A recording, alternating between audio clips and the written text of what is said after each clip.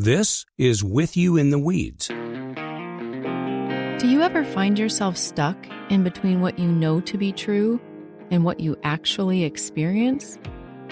Or the difference between where you are and where you want to be? Well, if so, you're in the weeds. And like weeds, those tough places keep coming back. I'm Lynn Roush. And I'm John Tennant. As counselors, Lynn and I deal with those weeds all the time. Together, we designed this podcast because we want to be with you in those weeds, kind of like God desires to be with us. Now, that idea will change everything. So we hope you'll listen in and let us be with you in the weeds. Let's get started. Hey, welcome back. This is our fourth episode of With You in the Weeds. I'm John Tennant, one of the hosts. We're in a series about how we're going to manage our emotions. Today we're talking about depression, and everyone has experienced it at some level in their lives. We're going to start out by talking about the roots of it, specifically, like what in the heck is depression? And then we'll kind of address three principles of depression that will let you know a whole lot more about it than you did before. But one thing I will throw out there that was encouraging to me as I was doing some research on this is oftentimes it's part of creativity. So as early as the 4th century BC, Aristotle commented that, quote, "Those who have become eminent in philosophy, politics, poetry, and the arts have all had tendencies toward melancholia." That was their word back then for depression. So as a group, depressed people may be more on the creative, gifted side than the general populace. So I think that's encouraging. That's a great quote. I'm glad that that's there. And the other thing, I hear the word poetry. That just strikes me as Shay. Shay, you're a poet, right? I am. But I've been trying to cut back on poetry. Trying to cut back. Too much. Yeah, I'm writing too much. And so I need to take it easy. Do you have a piece you could throw out there real quick? I do not. But he's trying to cut back, John. Don't put him on the spot. I'm trying to cut back at this point. Yeah, it's become an idol in my life, really, and replace God. But no, seriously, John, I'm so glad we're talking about this topic because it's something that, you know, as a pastor, I've seen a lot over the years and people I've worked with at our church. I've always had questions in my own mind about, you know, are people just sad? Are they just experiencing grief? And when does that turn into depression all the way to when do people need professional help? I think people are all along this spectrum. And I've always had questions about it. And depression, I've read, affects almost 25% of our population. So people aren't alone in this. Yet knowing that many people struggle with depression, have to deal with depression, that really doesn't bring a lot of comfort, does it? And it makes people wonder, is there any hope? And you know, this podcast, hopefully we're going to help people see that there is. If God tells us that he loves us and he cares for us, he's never going to leave us, he's never going to forsake us, then we know that he cares for us during these times in our lives. And so there is hope at the end of the day. Yeah, that's really good. I also want to be on record. I'm pro poetry. I know I threw a little dig at Shay there.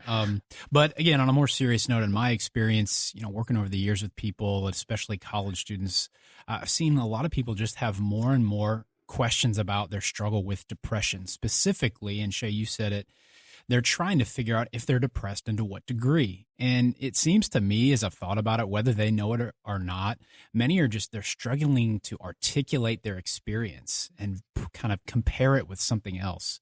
And what I've found is it's been helpful for a lot of people to explain and hear what depression is and what it might look like. And when that happens, there are more categories and nuance for them to help manage their depression. It's kind of like going from black and white to a lot of different colors. So I'm really excited, and I hope everybody listening would maybe be able to find themselves where they might be on that spectrum and put words to it.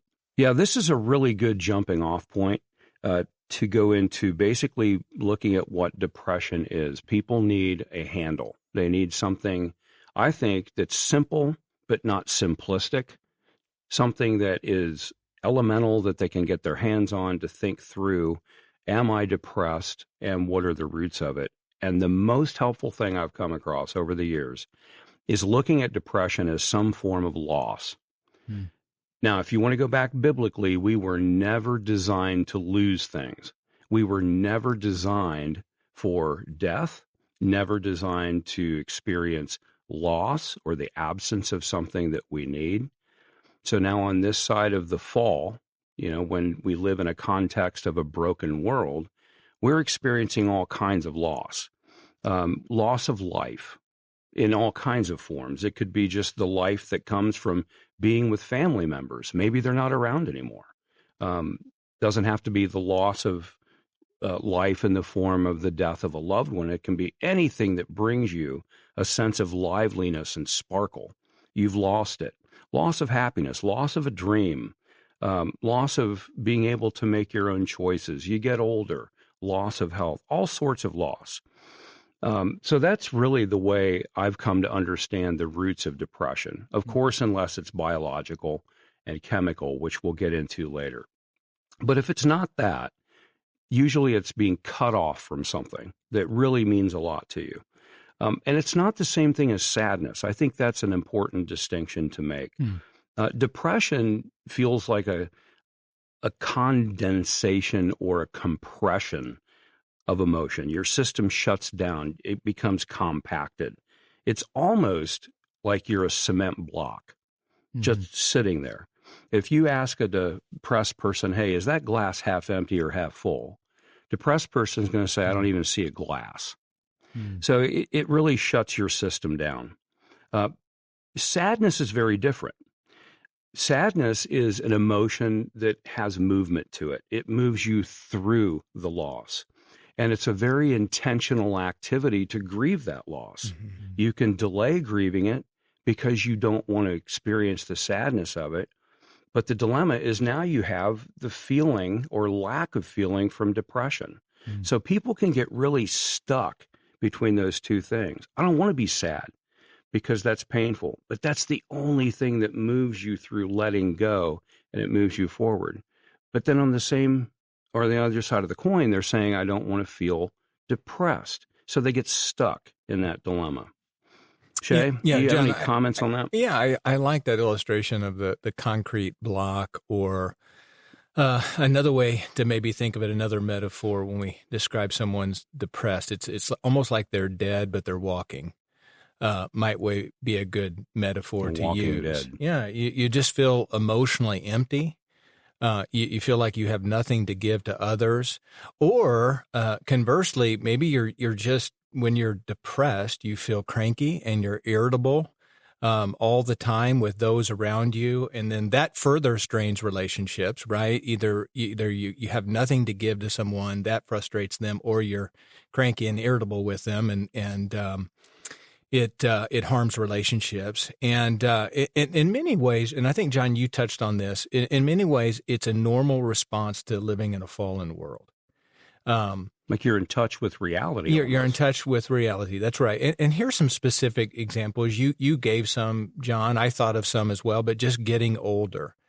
Maybe you're getting to a stage in life where you can no longer do some of the things you used to do.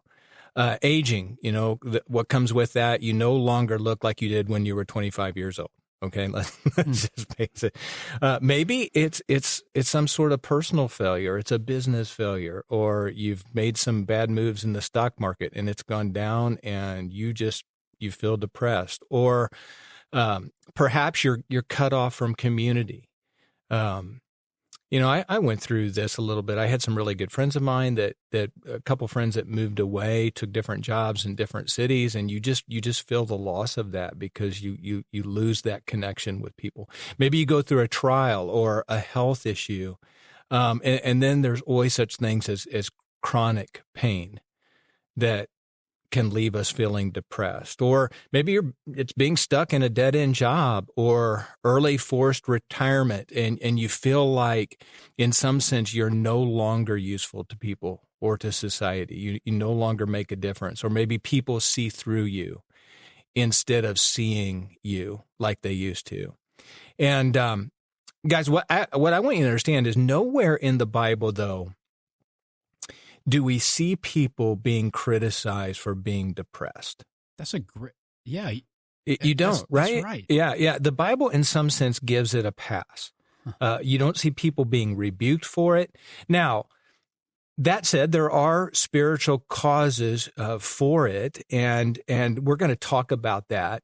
But a biblical perspective helps us on depression, helps us to work through it. It doesn't just leave us there. The Bible, at the end of the day, gives us hope. But people aren't condemned for being depressed. Well, in fact, most of the Psalms are Psalms of lament. Absolutely. The majority of them are, how long, O Lord, and darkness is my only friend. Yeah, so you're going to get into that. Yeah, but so that just the Bible's recognizing that. That just really strikes me. I mean, wouldn't it be great if you go into a worship service and you hear, darkness is my only friend?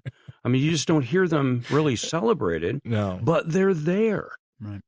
Yeah, and unfortunately, the church and Christians have sometimes, mishandled this. And I don't want to be one of these guys that beats up on the church all the time. We need to do a podcast on the good things that the church does, right? But we've all, heard stories of where a pastor or another Christian says to us, right, well, just suck it up. Life is hard, and then you die. I think get over it. You've got to add buttercup to that. Suck it up, buttercup. Suck it up, buttercup. Or we kind of, sometimes in some Christian circles, we have this, what I call cheer up theology. You're a Christian, right? You have the joy of the Holy Spirit, don't you? So why are you depressed? Or maybe something else we'll say to people is, well, you don't know the hard life I've had. You should have seen it back in the old days. I had to walk uphill, to school both ways in the snow. And so just get over it. Get over it. No socks on. Yeah, exactly. But you guys mentioned the Psalms. Look at Psalm 88. It's a psalm I go to often when dealing with depression. Look at Isaiah 53, right? We see the idea of a suffering servant, and Jesus suffered and identifies with us in our suffering. Or another one of my favorite psalms is Psalm 42 and 43, where we see someone going through dark times in their life, and God seems very distant. And nowhere in that psalm is the psalmist criticized for being depressed, but he's commended for how he handles it and how he works his way through it in his relationship with God. We're going to look at that in a coming episode. See, we're often guilty of what I like to call spiritual bypassing. We want to skip over people's hurt. We want to take a Bible verse and just kind of put a Band-Aid on it, partly because we just don't know what to do with people when they're going through depression. And we want to find a quick fix to help them because we do care. We just don't know how. That word spiritual bypassing, I thought of lots of times and ways when I've done that myself, well-intentioned, but a lot of it was because I didn't know what to do with that person's depression or sadness. And so I'm trying to bypass it. You don't want it to be a part of your world. Right. So you want to get rid of it in the other person. Right. And, that makes me think of a story. I heard one of my professors and a pastor from a while ago. He told us this story. It's kind of sad, actually. He and his wife, years ago, they lost an infant son soon after he was born. And clearly that's extremely sad and tragic. And understandably, he was depressed. And so, a few days later, they were at the funeral, and there's this older, sweet woman going through the line, and well-meaning, I'm sure. She came up to him, gave him a hug, and looked him in the eye and quoted Romans 8:28, which said, "For those who love God, all things work together for good." And then she moved on. Now, I want to say, that's a true verse, but the timing of that was really unfortunate. And he shared, the pastor shared that when he heard that verse, he was angry. Because whether that woman knew it or not, she totally bypassed his grief and his sadness. And so I tell that story because I think it really does illustrate, that concept, Shay, that you mentioned of spiritual bypassing. That pastor, he wasn't wrong for feeling depressed and sad. That's a normal response in this world when you lose an infant son. Goodness. But unfortunately, that well-meaning woman, she didn't allow that. She wanted to bypass that grief and pain and sadness and depression by throwing a Bible verse at it. Austin, that that's an interesting story, and it reminds me of reading about the late, great Francis Schaeffer, who was counseling a guy who had lost his son. And he closed the door of his office, and the guy was in there by himself. And he was outside in the waiting room, and somebody was listening to what was happening behind the closed door, and the father was cussing, yelling, screaming. And the person listening, sitting with Francis Schaeffer, asked him, is that even, like, should you step in there? Is that even appropriate? And he said, that man is doing really good work right now. Yeah. Because it is, like, legitimate to cry out to God, and just to bypass it or push it away with a Bible verse is actually diminishing our humanity. Right. Yeah.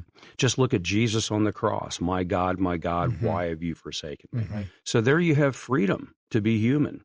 And that's being incredibly spiritual at the same time.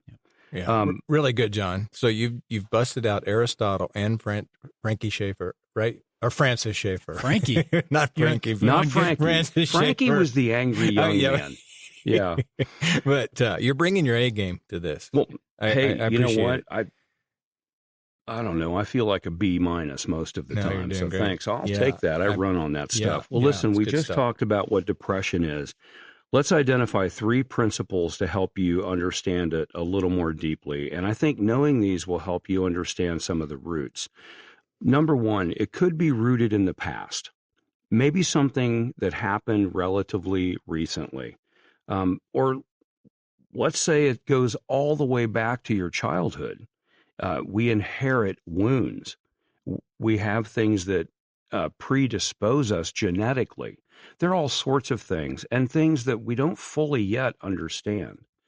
But we do know that whatever happens to us, starting around 3 weeks of age, mostly the negative things, stick like super glue in our right brains. And those things continue to inform us even when we're 55, 60, 70. Everything that we've ever experienced is right in the present moment. So maybe it's something in the past, or let's say the past 6 months, trials, hardships, suffering that has happened that you haven't really processed. So it could be rooted in the past. Yeah. Yeah. And so if you're listening to this, maybe you're trying to think about, okay, where might my depression show up? One, it might be in the past, but it also, might show up in the present. Maybe you are a little more withdrawn. You have slower reactions. You've got foggy thinking. It seems like life is being lived at 0.25 speed.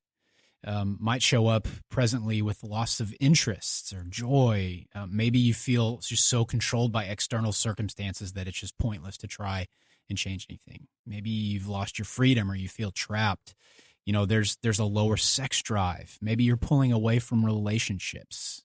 Maybe you feel a little restless, or conversely, totally shut down. You don't have any motivation. You don't want to exercise. You've got a change in your appetite. Maybe you're eating more or eating less. You're crying more. You're more emotional than normal, or you're less emotional than normal. And, as we wrap it up, maybe your sleep has been changed. So there's a lot of things there. It's a big spectrum, but the thing that they all have in common is they might be showing up in the present. And then lastly, and John, I know you're going to share more, it also can show up in the future. You want to share more about what you mean by that?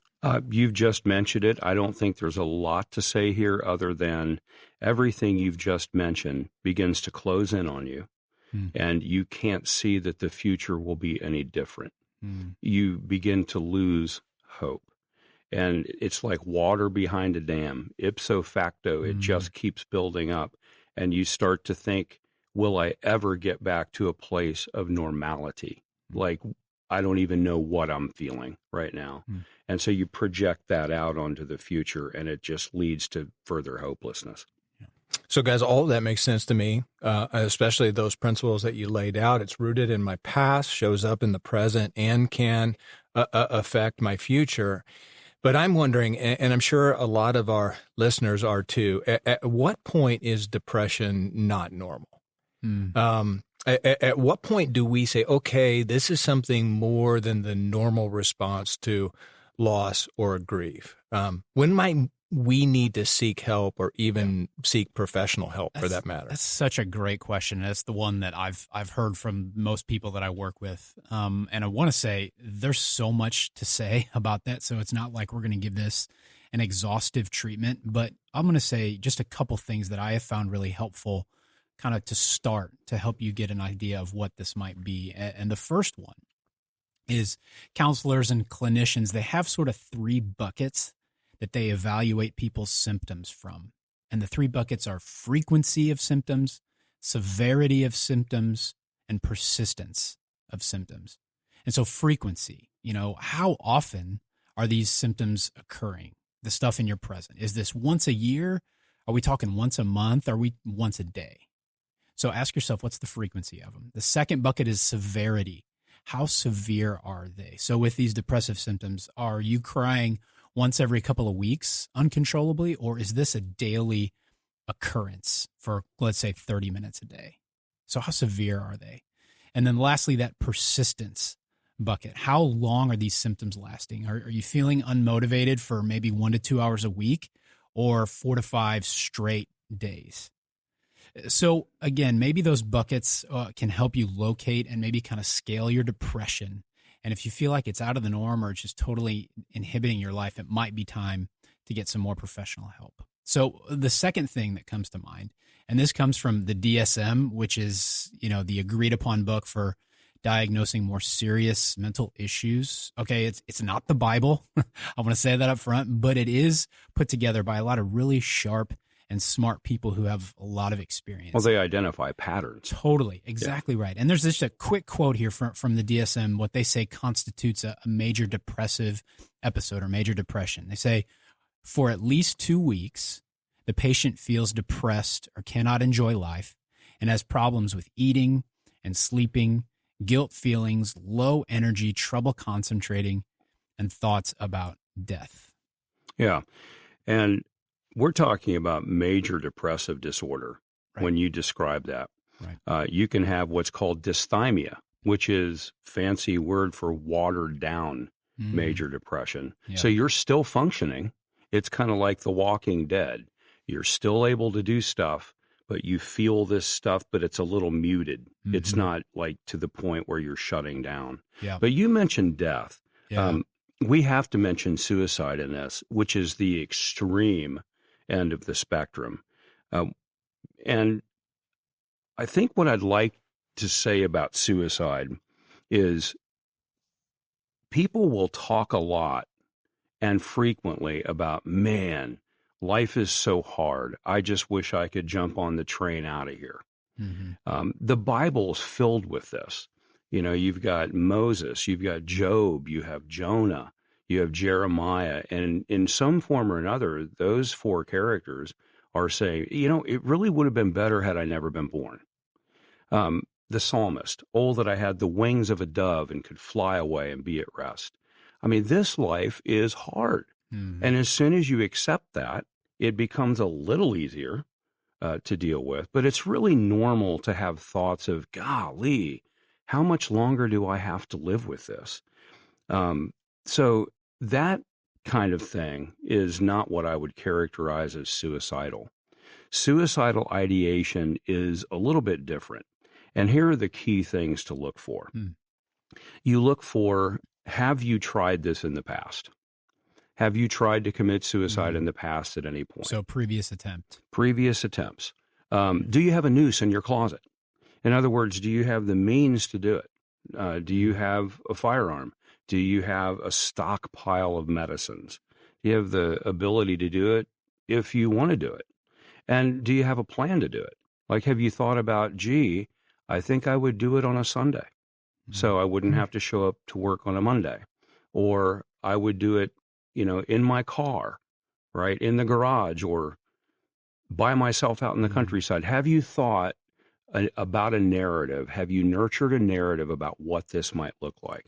So if you qualify for all of these, then you need to take this really seriously. Or if you know someone who does, it's time to get immediate help for them. Call 911. If you're sitting with someone like this, say, look, I don't feel comfortable leaving you by yourself. Call their medical doctor. Report it to their medical doctor. Just don't leave them by themselves. You can call the National Suicide Hotline. Sit with them while they talk to a trained suicide counselor. If you know someone on that serious end of the spectrum. And if you truly know someone who is suicidal, in your opinion, you do need to take it seriously. But again, you might be looking at someone who's not suicidal. They're just, well, almost what I would call biblical suicidal ideation, which is the characters I just mentioned to you. You know, the prophets, like, oh, Lord, I don't know if I can go on. I should never have been born. Maybe it's just the pain and the crushing burden of life, and you just need someone to know that you're in that much pain. So if you're around somebody like that, take some pressure off of yourself. Of course, take it seriously if they mention death. And what I like to do with clients is I'll say, okay, you just mentioned the checking out of life thing. You just mentioned the word death. And when you mention that with me, I'm going to take it seriously. Are you serious? Yeah. Do you have a plan? Yeah. Like, and most of the time when they tell you, they just want someone to hear them. Yeah.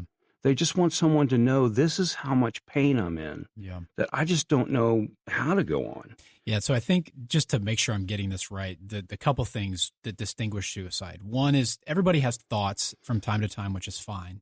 But then the second thing is if you have a means to do it. And third, you've got a particular specific plan. That's when it's time to get help. Right. And then the other thing, if I'm sitting here and I'm thinking, oh my gosh, I might know someone, I think what you're saying is take the pressure off yourself in the sense of you cannot and should not be responsible for that person's well-being. You're not. But you are responsible maybe to get some help. So call 911, call the National Suicide Hotline, and just be with them. And as I hear you say that, at least that takes hopefully a little bit of pressure off myself. And then the last thing I want to say, and then I know we can keep going, it's never a problem to ask about it. You're not going to make someone more suicidal by asking them. So when in doubt, like you said with people in the room, address it and just ask. Yeah, I want to throw in that the reason not to panic about this and to free yourself of being responsible for someone's life is it's very often the case that people get wrapped up in, okay, what should I do? I don't want this person to harm themselves, and it's up to me. Well, now you're not thinking about the person. You're just thinking about your own negative emotions and how uncomfortable you are. So people can go to rehab and commit suicide in rehab. There is no guarantee. Right. People can check out of rehab feeling great, and they go to a hotel room and they kill themselves. Right. As therapists, we don't have a way to guarantee this. Yeah. So take the pressure off of yourself and engage the person. Yeah. How do we engage with your pain? John, Austin, this is so helpful, and it's such an important topic. I'm glad that you guys walked us through this. And so let me just kind of summarize, just to make sure that our listeners get this right. What we're saying is that there's normal depression, and then there's more severe or clinical depression, as you guys call it. And the ways to think about depression, if it might be more severe, is, first of all, frequency. Secondly, the severity of it. And then third, the persistence of it. And it sounds like, according to that demonic DSM book, I'm just kidding. I'm just playing with you. It sounds like anything lasting for longer, is this right, 2 weeks straight, might be a sign that it's time to get some more professional help. Is that right? Yeah. Yeah. That's Okay. good. You were paying attention, Shay, so good job. Think about medication. Feel a little bit better so your brain can process things. Serotonin levels are more normal, and you'll still experience trouble, but it'll be trouble that you can navigate. Yeah. Whereas if your brain's really out of whack and there's something chemical, you can't navigate it. Yeah. Yeah. I think I get it. I want to do this. I thought I would maybe wrap up this episode by just sharing a story that I read about a pastor in this case. It could be anyone, but I think that kind of captures what we've been talking about today. And it's so relevant for the church right now. But there was a young guy, went to seminary. He comes on staff at a church, and he's being mentored by an older pastor, which is common. And but the younger guy, he's struggling with deep depression, and so he brings this issue, which is hard to admit, right? Especially when you're in ministry. And so he brings this issue to the older pastor, and the older pastor, in some sense, maybe just not knowing how to deal with it, just kind of dismisses him. He blows him off, throws a couple verses at him. You just need to kind of suck it up. In this particular instance, even kind of made fun of him, and basically just told him that, you need to read your Bible and hope this goes away. And it really did a lot of damage to this younger pastor who was dealing with this, and he ended up leaving the ministry, and even I think walking away from the faith, because he had been so hurt because someone just didn't know how to enter into his story and kind of refused to listen and to help this guy where he was at. And so this is such an important topic. And, that example, that's a pastor dealing with a younger pastor, but it happens a lot within our society. That is one of the reasons why I am so glad that we have a counseling ministry at our church with trained counselors that can help people understand depression and help people navigate the roots of it, and even just be there to walk and be present with people as they're struggling with depression. That makes me sad, because that story can be repeated over and over and over and over again. On our next episode, we're going to talk about how we can manage the weeds of our depression, what it's going to look like physically, biologically, all that stuff, chemically, socially. So we hope you join us for our next episode. And that was great, Austin and Shay. Yeah, thanks for being here, guys. I'm glad we're talking about it. Yeah, such an important topic. Great to deal with this. Hey, thanks for giving us your valuable time and allowing us to be with you in the weeds of your life. We want this resource to bring you hope and help bridge the gap between where you are and where you want to be. You can find our email on our podcast page. We'd be interested to know what you'd like to hear more of. Until next time, remember, God is with you in the weeds.